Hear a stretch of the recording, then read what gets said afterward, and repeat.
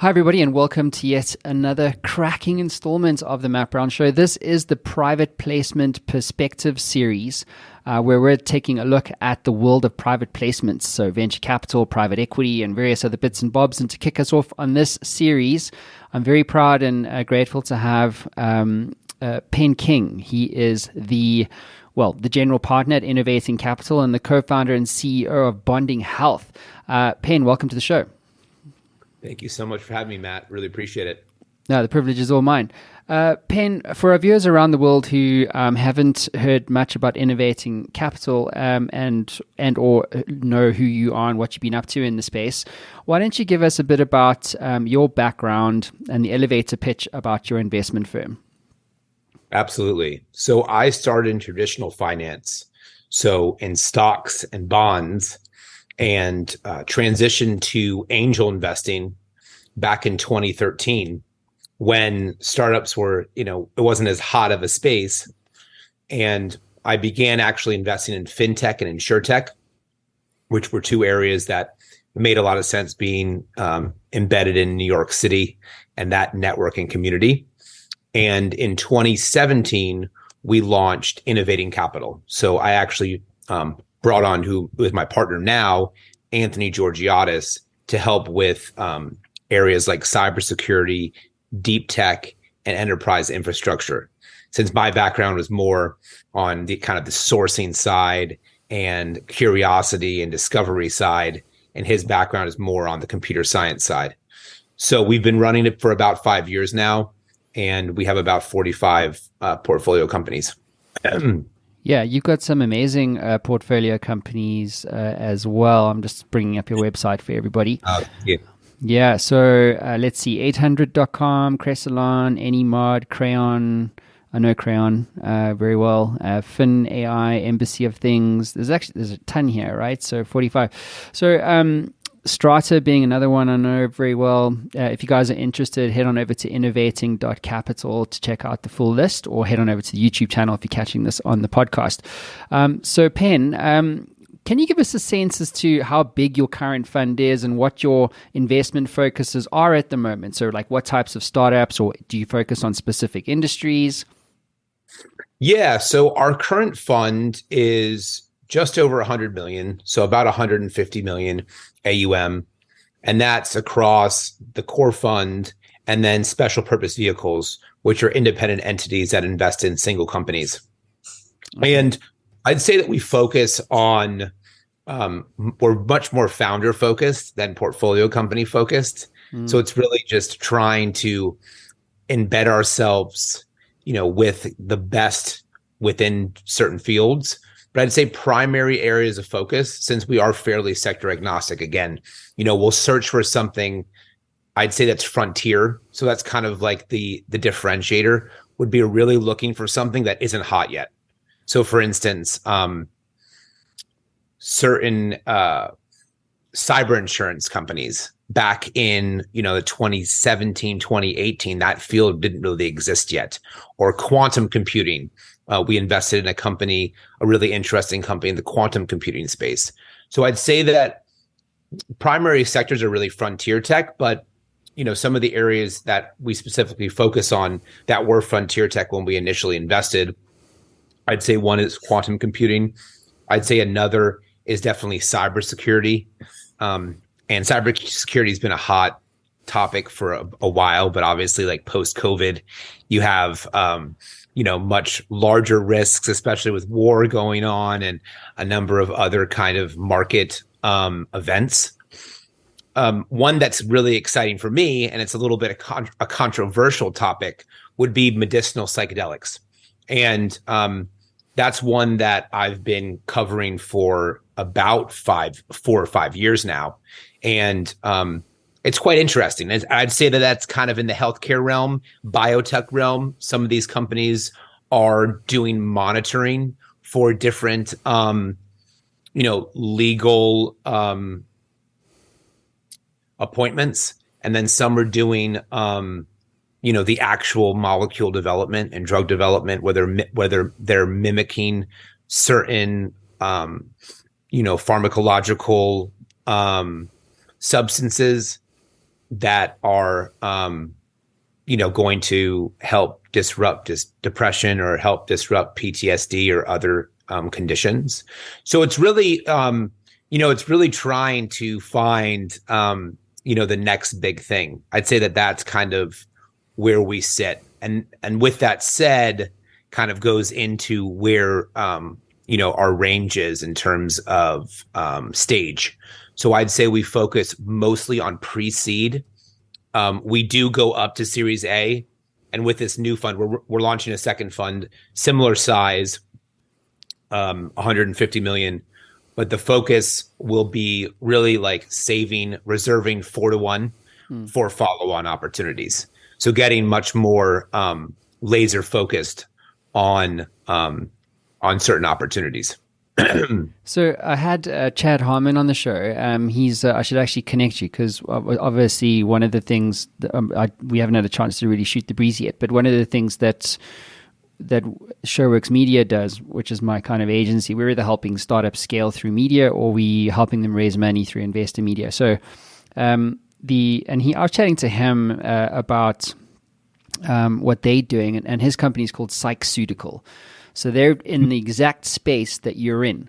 And so I know he's been on my show towards the end of last year, and they're like going through like medical trials in Australia for the exact thing that you're looking to invest in. So two things. One, how do you you could go anywhere if you have $150 million to invest in, seed stage startups, for instance, which is exactly where Chad is, by the way. You could go into any industry. So do you just wake up one morning and go like, yo, like this is an interesting, let's go there? Or is there more of a kind of a robust data-led, process that you use to decide, well, we want to go into the psychedelic health space? You know what I mean? Like how do you decide? Yeah. I'd say it really starts with a problem, right? So we're living in a mental health crisis, and you have a pharmaceutical industry that has, to be honest, failed, especially in the United States. So you have products that aren't working well, right? So that's kind of, okay, problem and solution. So you sort of look at it like an entrepreneur. And, that's where it gets really interesting. So when you look at the pharmaceutical industry, especially in the US, we're talking about SSRIs that aren't sustainable from a long-term, aren't as sustainable from a long-term perspective as the data is showcasing for psychedelics.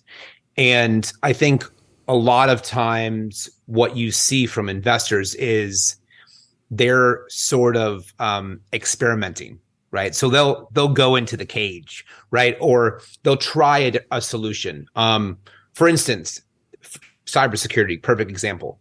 You're an investment manager and you're hacked, or you're at a bank and you're hacked, right?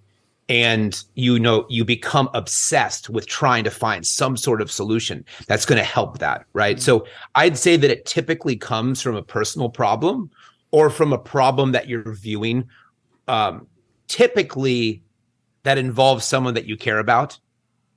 That doesn't have to be the case, but when it comes to psychedelics, it was definitely living in New York, a super stressful environment, starting to observe a lot of C-suite and entrepreneurs looked to kind of relieve their stress. And that was actually the low-hanging fruit there was actually ketamine, which is legal. And, a small community of individuals a while back, probably in like 2014, 2015, were going to clinics and were, utilizing ketamine IV injections. And that was kind of the paradigm shift for me, was really understanding that it's just actually quite effective from a dosage perspective, because, you go in once and then 6 months later you go in again and there's no need for a pill every day. But anyway, to kind of back up and to answer your question from a more macro perspective, it typically comes from, in my opinion, it comes from a problem that you feel like is really important. Like it's really important to try to solve. And, you look for people who are brilliant in that space. Typically from a data standpoint, you mentioned, going more granular into like what you're using. Some, most the standard is kind of Crunchbase. And then if you have more sophisticated tools, we use PitchBook. You can go more granular into funds and kind of funds raised, right?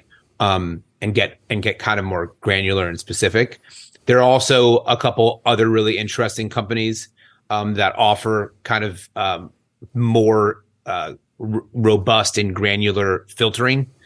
So you can go into like you can go to like former Fang founders, and it will literally pull up like every founder that was like at a Fang company, right? Or you can pull up like age range, and it'll pull up all of those founders in that age range. So you can get quite granular. You can get quite data driven. And I think that is important.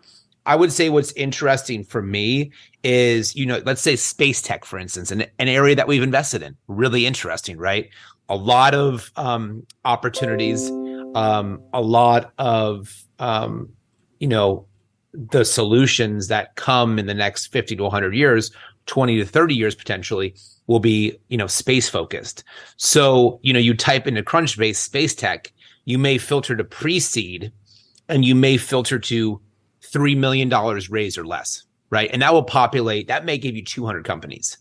And then you go a little deeper into, okay, well, did Sequoia invest, right? If Sequoia invested, chances are they might not ever talk to you, but that's a good, kind of indicator, right? So you start to like view some indicators, some of that may be, the college. Some of that may be, but sometimes it's not, right? Because there's a chip on there could be a chip on the CEO's shoulder, right? They didn't go to a great college. They're super motivated. They're super scrappy. They're relentless.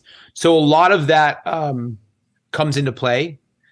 And I'd say that, another thing is kind of sharing that kind of knowledge power where you're trying to understand what other funds are looking at, what other funds are getting excited about, and start to discuss that. I'd say that, the follow the herd mentality, I think that can get dangerous. You definitely want to have a contrarian and kind of an original thought process. So it's kind of taking what you're thinking of from an originality perspective and then trying to connect it to something that is relevant to someone else.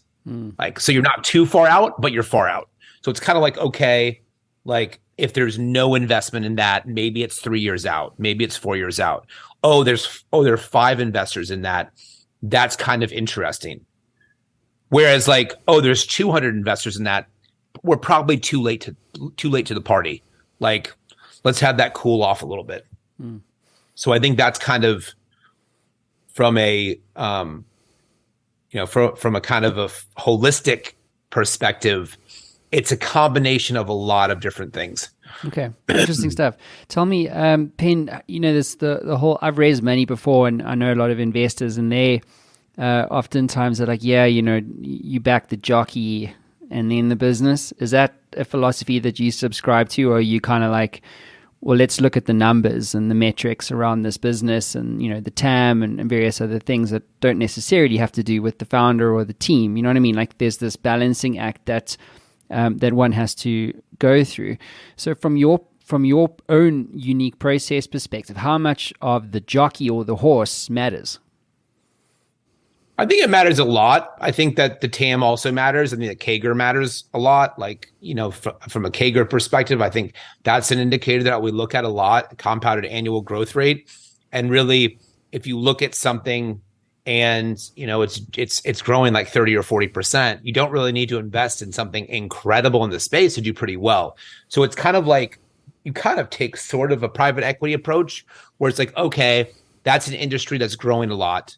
Let's choose 5 amazing founders within that, or let's try to choose like 3 or 4 founders that we think are incredible. and let's invest. Let's say you have a $10 million fund, right? Let's invest, and the focus is this. So let's invest, $500K in each of those founders, and let's reserve, right, $4 million or $5 million for follow-on. So that kind of strategy is smart. I'd say that the reason we've performed pretty well. It's been really quite strong, and I'd say that the reason for that is really having that sector agnostic kind of philosophy. And I'd say that comes into play as well, not just the jockey in the market, is really saying, okay, what's the risk here, right? And if you're in one sector and that sector explodes, you're screwed. So it's kind of like, I think a lot of firms are starting to recognize that being macro and being diversified is smart. Obviously, you want to lead with some sort of primary focus or some sort of skill set when you're talking to certain investors and you're talking to certain people who are more focused. But from a portfolio construction standpoint, we've always taken the approach of trying to be more macro and trying to be more sector agnostic. Because you may get some visionary, like you said, the jockey, which is critical. And, they have this crazy vision and they are in some sort of sector that you can't really define. You don't even know what it's called yet. Right. And then they kind of just come up with something. So, I think flexible thinking is kind of a big part in just trying to follow, the trends, trying to follow to an extent, and then try to come up with new ideas and trying to find people who are coming up with those new ideas, who are kind of the mavericks. I'd say that's it's a combination. I wouldn't say it's one or the other. If you find someone who's brilliant, who you think is an absolute Jedi, who's doing something super different, that's typically a good for me. That's a target for us. We're going to try to find that person. Got you.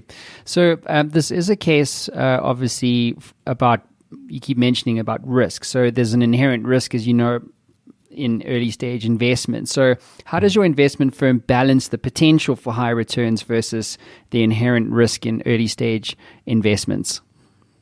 Yeah, so I'd say that some of our businesses are generating revenue, and we definitely look for companies that are going to generate revenue fairly quickly. So we're trying to find companies that have developed a business model that is going to perform in a fairly fast manner. And I'd say if it's not, there's IP associated that's interesting, right? So we definitely look at, the assets, if there are any assets, whether they're, digital assets or, there's some sort of intellectual property. I'd say that a blend of stages makes a lot of sense too. And that's what we've started to do. We've done some later stage deals as well. And I think that's a smart way to balance it. Some of those opportunities are not going to have the 100x potential, right? They're not going to have the 50x potential, but underwriting 3 to 5x with the idea of, balancing some of that definitely makes sense. Some of the cybersecurity companies, Strata, for instance, doing the Series A, doing the Series B, that to me is really exciting because these companies are generating substantial revenue. So I think, the way to look at that is it's smart to balance pre-revenue with revenue businesses. I think, you obviously have some companies that will only invest in companies that are doing $1 million or more. So I think there's different kind of ways of weighting that.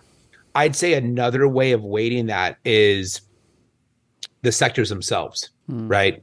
If you're just investing in space tech, chances are you're not going to see a penny for, 5-7 years, right? So I think that also comes into play.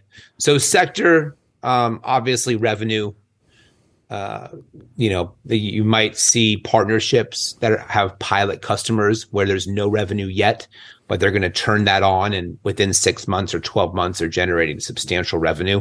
So those are interesting opportunities too. So I think it is smart to weight those. My answer wouldn't be just have, these are early stage startups. You have to recognize that they're early stage. You have to recognize that I don't think that's the case. I think that you do need to take definitely a risk based approach and say, hey, okay, if 50% of my portfolio is pre-revenue, I want to balance that out with 50% that is post-revenue, where there's a path to profitability. Because I think that's another huge thing, right? You have a lot of people that, I think a misconception is, oh, they've raised 200 million. That's that's going to be a $5 billion company, right? Or that's a $2 billion company. Well, unfortunately, you have to look at the path to profitability. And I think a great example is like Bird Scooter, right? Or you look at a lot of these like consumer facing brands that have just gotten absolutely crushed. Or you look at even insurance, which is a space that, InsurTech, which is a space that I've looked at. And, eventually, you get a CAC that just flies up, or you get an environment that changes and, it's just impossible. And I think it's really important to look at that as well. And that's where you kind of get into like environmental risk, right? And like market risk and, forecasting risk. So it is, yeah. So as much as it's abstract and more abstract than finance, it's very finance oriented as well in terms of and that's why we have a chief risk officer. Anthony went to Wharton. He has a background in private equity. For him, he definitely looks at things from that standpoint. And I'd say because I was in fixed income previously and my dad was a trader for like 30 years, it's definitely something that I look at as well as like, okay, for the opportunity, what's the risk, right? And like, I think that's different than a lot of VCs. I think a lot of VCs don't see it as much that way. And I think it's a smart way to look. I think, if you look at like Peter Thiel, for instance, Peter Thiel has a finance background, right? He ran Clarion Capital before he, he's involved in multiple funds now. But so I think it's a smart way to look at VC. So, long-winded answer, but I think the more you can kind of look at risk, I think the better off you are. It seems to me that it's, well, I was just listening to you talk and I wanted to ask you about, models that a investment firm uses to evaluate risk in private placements. So like there's a very top level idea, which is, well, 50% of my portfolio will go into pre-revenue companies, 50%, 25% in revenue of X, another 25% revenue of Y. Like there's that way to do it. But then there's a whole bunch of other known variables and unknown variables too. And I'm curious to get your perspective on the private placement perspective series on what models do investment firms look at. So if Matt Brown came to you and said, yo, this is my company, it's riser.io, and we're doing $1 million a year, we're in the, I don't know, X industry, whatever. There's the standard lunchbox, right? That comes along with an investment ask, which is, problem, what have you built? What are you building?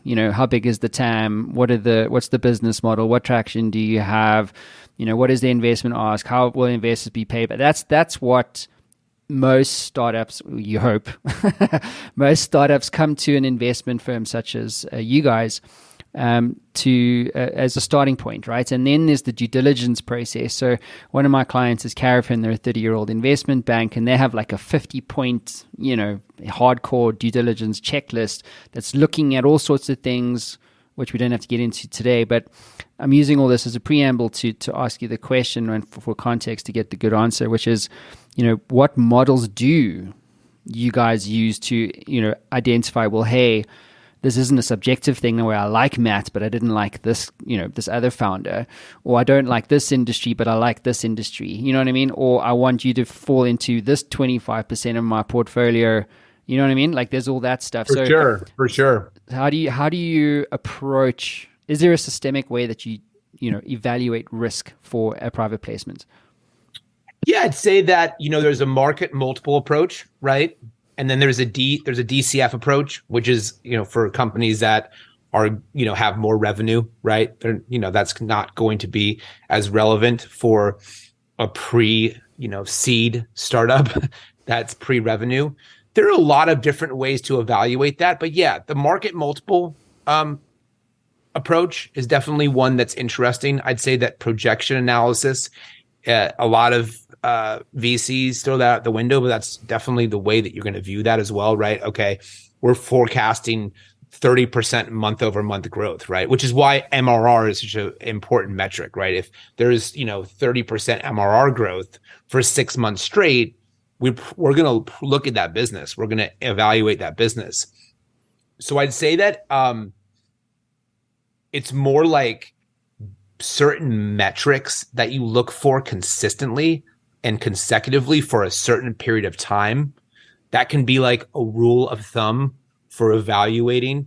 I'd say that, the projection analysis is really like building a projection model out and kind of adjusting it based on the monthly recurring revenue. If it's a SaaS business or if it's not, MRR, you have to take that into account too. If it's not MRR, right?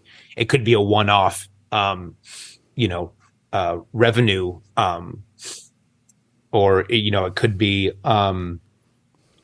it could be that, they're shifting from, annual to monthly, or it could be that the subscription, they're trying to push things to a yearly subscription. They're offering a 20% discount or a 15% discount.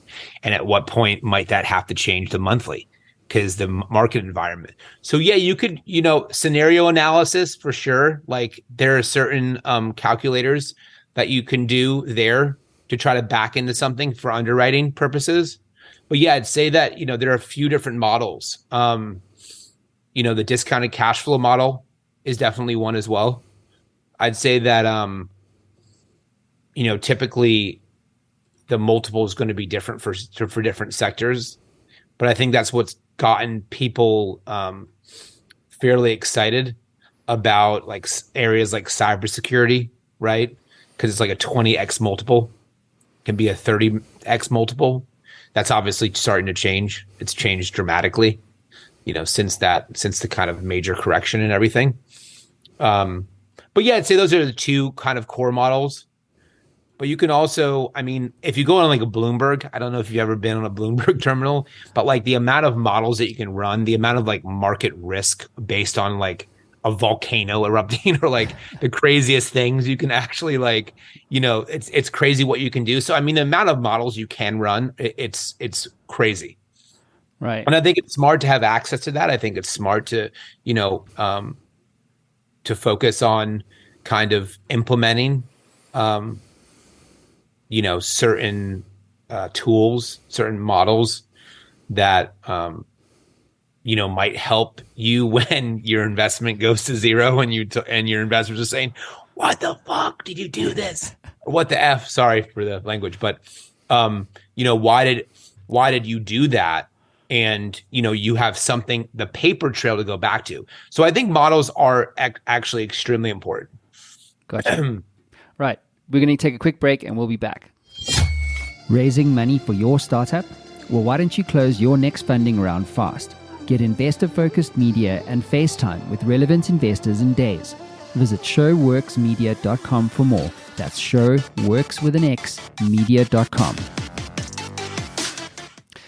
Pen, I'm curious about capital structures. So there's different, I'm busy doing my Series 82 license right now. It's like throwing my head against the walls. It's a nightmare.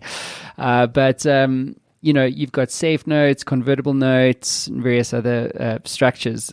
Is there a preference from your perspective? And how do you approach deciding when you're engaging with an issuer on what's the best capital structure to use? Yeah, so YC came out with the safe note, which I think is more founder friendly, and typically VCs are looking to create something that's fair, and I think that's fair because you used to have like these 8% rates that would be fairly expensive for a founder to deal with. So I think that's kind of the standard. We're fairly flexible. I'd say convertible notes are still utilized a lot when it comes to early stage and pre-seed. You will sometimes see priced rounds as well. Typically, that's during a Series A. But we've done a variety of both. We're pretty we're pretty agnostic. I'd say that, the safes are becoming the standard just because they are more founder friendly. Got you. Okay. Next question I wanted to ask you was, there's a lot of, I interview startup founders pretty much every day, all day, and everyone's talking about the market right now and cost of capital being higher than it was, at some point, whenever that point was in the past. And so this, and there's a lot of talk also about like a recessive economy and all this kind of stuff. So how much do current macroeconomic and or technology trends shape and or influence your investment decisions? Are you more reluctant to invest or depart with your capital given where the market is? What's going on in terms of your mindset? Yeah, absolutely. I'd say we're definitely looking for significant value. And I'd say versus, March or February of last year, we're looking for opportunities that are 50% to 70% discounted. And, if they're not at that level, we're definitely kind of taking a step back and taking a break. So we're really looking for significant discounts. Now, if it's a current portfolio company and they're growing, like Strata, for instance, they're growing like crazy. That's one that we'll make an exception on. But for the most part, capital is really on the sidelines. You have, Tiger that came out, right? And I mean, massive losses. Most of these tech companies are down 70%, 80%. That influences valuations across the board. So it'd be crazy for us to come out and say, hey, we're going to keep, the same valuation preference. Most of these startups are coming down, massive amounts. And unless we see an opportunity that has, a hugely discounted valuation, we're quite cautious. And I think that's where it's really interesting right now, right? Because, some folks are saying, oh, well, it's a terrifying time. It's a scary time. Well, that's usually where you see amazing things being built because there's less noise, right? So there's quiet, like there's a bit of calm. And I think with that as well, a lot of companies that are still super interesting, that are building incredible technology, are willing to talk to funds that they wouldn't have spoken to when their valuation was 150 million and they didn't have any revenue, right? When they're coming down to saying, whoa, we might have to be a $50 million company or a $60 million company. And, we might have to have clearer, metrics and clearer, forecasts of, what we're going to do next year. So in terms of like more discipline, I think that kind of shakes the market up in terms of providing the market with more quality over quantity. And I think a great example of that is like the crypto industry. You saw this massive shakeup, and now companies that, would have been fine if there wasn't a correction have now plummeted. So you're seeing, a few kind of golden opportunities and a lot of kind of garbage. And those are the ones to kind of look at, but you're still not gonna, you're not gonna pay, the same that you would pay. You're still going to look for something that has tremendous value. So I'd say that it's definitely something that we're factoring in to our kind of our process. We're definitely taking our time, and we're also still fundraising. So it's, it's kind of like we're having to share our value prop during a period of time when things are, very difficult. So it's kind of like we're selling ourselves and also selling the value prop while also like taking this kind of more cautious approach. So it's a bit of a weird time and a weird thing. But there is so much cash on the sidelines that right at some point it's going to have to be deployed. My business partner Anthony actually shared an interesting article, right, about that happening, because eventually it's going to have to happen. So it's more about like, okay, where do you place the capital? And I think the right answer there is really starting to try to understand when this stuff is fully flushed and coming in with a lower ball offer, while also looking to provide value of some sort, because you get a lot. Yeah. Yeah, it's interesting because I think a lot of founders in a raise, they get despondent by the narrative, and or they get, I would say also they get despondent for a number of reasons, but one of those is the environment itself, and they're like, oh well, no one's parting with their money anymore, or it could be, well, investors are looking for a massive discount, or it could be, well, the process sucks. I've got to build a product. I've got to hire people. I've got to, manage customers. I've got to do 5 things at once. Now I must also raise money, and so they become despondent by it. But what they do is they hang their hats on the macroeconomics as opposed to just the fact of like, well, if you keep knocking on enough doors, eventually you're going to win. It's like you actually have to persevere in order, to be successful at anything. So what's your advice to a founder who's maybe feeling despondent about raising capital in the current market? Yeah, I think what you said is totally accurate. Like, I think not being too hard on yourself and understanding that it's a long road, and you have to be relentless. I'd say that formidability is a phenomenal word when it comes to startup founders, and it's kind of that passion, but also like relentlessness and this obsession, and continuing to kind of try to persevere. And I'd say that, to give founders hope is, a lot of companies have pivoted. And, if you're passionate about, a certain area, don't get discouraged by, testing something that might not work. You got to keep kind of chipping away. And I think that from a fundraising standpoint, it is really that passion. So if you're authentic with yourself and, you have that feeling and that burning desire, and your messaging is really relaying that, you're going to be able to raise funds eventually. And I really believe that. And I think sometimes, right, like interests aren't aligned, or the authenticity is no longer there, and you're kind of lost. And that definitely shows up in presentations, and it shows up in pitching.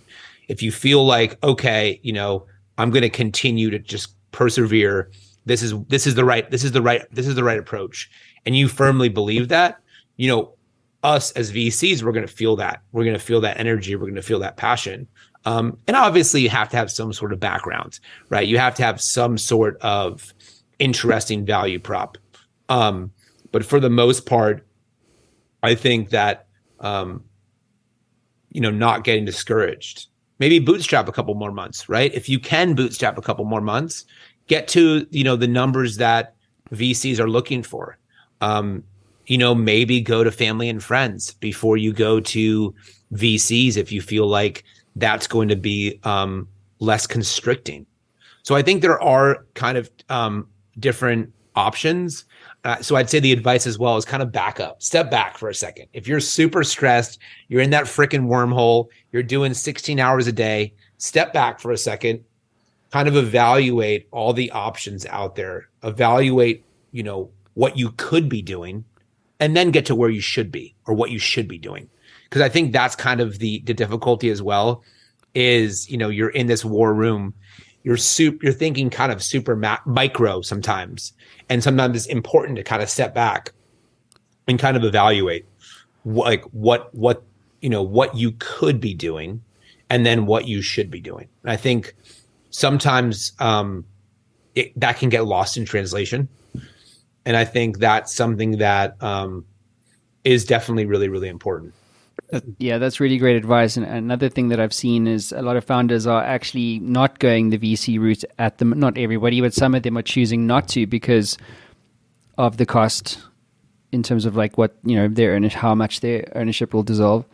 And what they're doing is that, interestingly enough, they're going to strategic partners, so it's like, hey, you take a chunk of our company and we will do X for you as part of a, long-term strategic partnership. So that's really, really, really interesting as an observation. The other thing I'm seeing is that some startups are, if they're revenue generating, they're going pure debt. In other words, like they're going to, SBA loans or whatever the case, however they can get credits to hold on to that equity until the market cycles turn and improve, and so that then they go to the VC, to your point, and say, hey, we've got a better growth story. We have some debt, but here's what we did with it from a business model and or growth and or unit economics perspective. Yeah, there's a company called Pipe that does that. They offer debt. They extend your MRR and they annualize it and they provide you with capital. Cap Chase, same idea. And I'd say, you have crowdfunding now. And there's some, there's some qualifications of that. It's not just every startup comes in. You have a WeFunder. You have companies like Micro Ventures. You have Republic, which is interesting. You have Stonks, that is more vetted. So you have a lot of different options, interestingly enough. And then you have accelerators as well. If you're kind of feeling discouraged and you're not able to raise capital, if you feel like you have a good idea, apply to Techstars, apply to Y Combinator. That's more prestigious. You could apply to 500 startups. So there are a lot of options. And I think that's the biggest thing, right? Again, is being relentless, saying, hey, I'm not going to give up just because a VC, doesn't want to invest in me. And a lot of times VCs don't invest pre-product. And it's easy to get discouraged, like, oh man, they didn't invest. No, they didn't invest in anyone who's pre-product, right? And I think a great story is the Google story. Over 200 VCs said no, right? So that should give you some hope. I mean, 2 Stanford students and 200 VCs said no. So that's a great story. Yeah, there's a lot of those. Peloton was another one. I think he had like 300 no. Airbnb, there's like all the no emails or, from VCs that said no. And this is the thing. I mean, again, it's like you actually just have to persevere. Like that's what you got to do, especially now. Absolutely. Absolutely. Pen, let's wrap this up. Why do you do what you do? Like, why does this investing, process or philosophy of yours matter to you? Yeah, so I'd say that early on, I definitely, felt this urge to do something that would attempt to change things. And, that became this obsession with new ideas and this obsession with disruption and this obsession with innovation. And that kind of evolved into helping people, right? Because if you can create something that is innovative enough, it creates jobs, right? It creates purpose. And I'd say that's kind of been the leading motivator, is not only creating purpose for myself, but creating purpose for other people. And I'd say that there's a lot of spark when it comes to innovation and disruption. And that's because it's new, it's original, it's novel. So I'd say that that's really why I do what I do. I'd say that, the mental health care kind of angle is really interesting right now, just because it's so pressing and it's so important. But I'd say overall, like from a macro standpoint, it's really that disruption and that innovation that really gets me like up in the morning and excited. Amazing. Pen, look, thank you so much for being on the show, bud, and thanks for being the first guest on the Private Placement Perspective series. Thank you. It's been a real privilege having you here. Thank you so much. Cheers, guys. Thank you. Bye now.